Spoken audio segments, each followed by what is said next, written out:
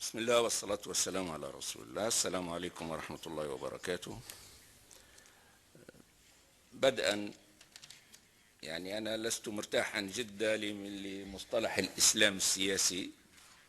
كثير من الإسلاميين لا يرتضون هذه التسمية لما تحمله من قدر من الغموض، من ذلك كأن هناك اتهاما، كأنها تحمل اتهاما بأن الجانب السياسي هو عامل مضاف، هو نوعية من أن الحركة الإسلامية سيست الإسلام، أي أدخلت عليه عنصرا ليس من طبيعته، حيث هناك عملية تسييس أو إدخال عنصر من طبيعة أخرى، وهذا ليس صحيح. لكن يمكن أن يحمل الإسلام السياسي معنى صحيح إذا أريد به الاهتمام بالجانب السياسي من الإسلام، باعتبار أن هذا بعد من أبعاد الإسلام، فعندئذ تكون التسمية مقبولة.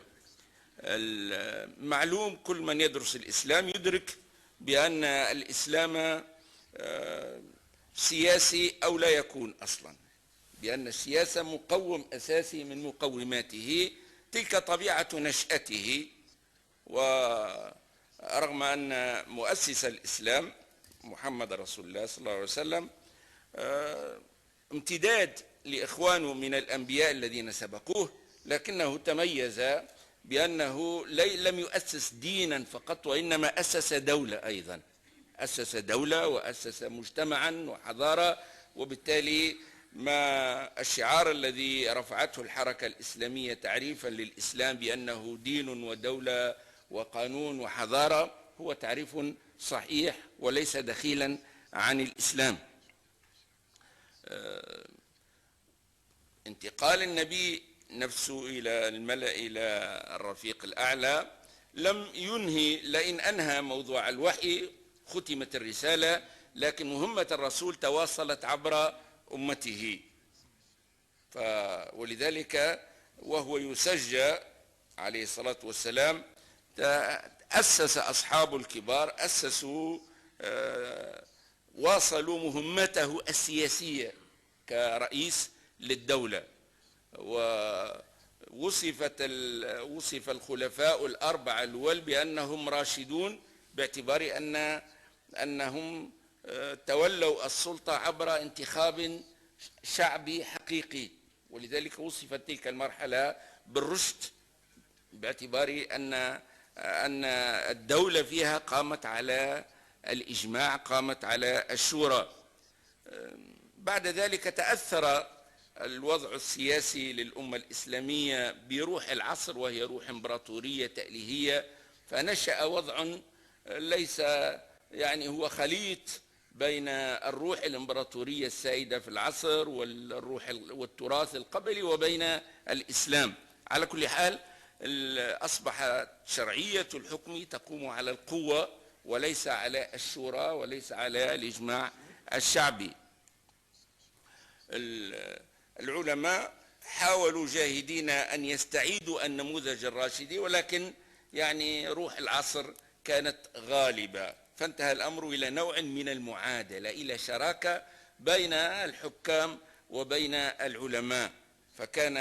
فكان للعلماء دور كبير عبر التاريخ الإسلامي في الجانب التشريعي، كانوا هم المشرعين، أي الذين يصنعون أي الفقه أي القانون، وكانوا هم المربين، وكانوا هم القضاة.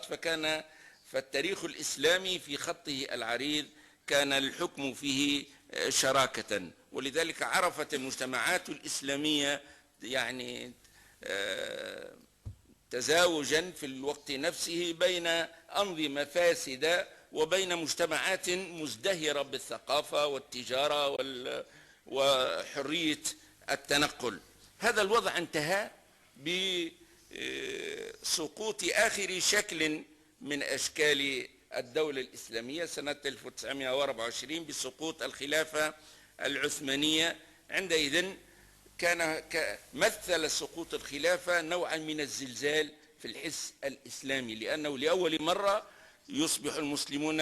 يشعر المسلمون بنوع من اليتم، أنه لم يبقى هناك كيان سياسي يعبر عنهم. من هناك كانت ولادة الحركة الإسلامية، وأنا أفضل استخدام الحركة الإسلامية باعتبارها جملة الجهود الفردية وخاصة الجماعية المنظمة التي تستهدف إعادة بناء الإجماع الإسلامي، النهوض بالأمة الإسلامية على انطلاقا من قيم الإسلام بما اقتضى عملا تجديديا ينفض الغبار عن الإسلام ويعيد الحيوية إلى عقائد الإسلام وإلى قيمه، بما يقتضي القيام بعمل تحريري شامل، تحرير للعقل من الخرافات والأوهام، تحرير للإرادة من عقائد الجبر والفهم الزائف للعقائد، تحرير للروح الإسلامية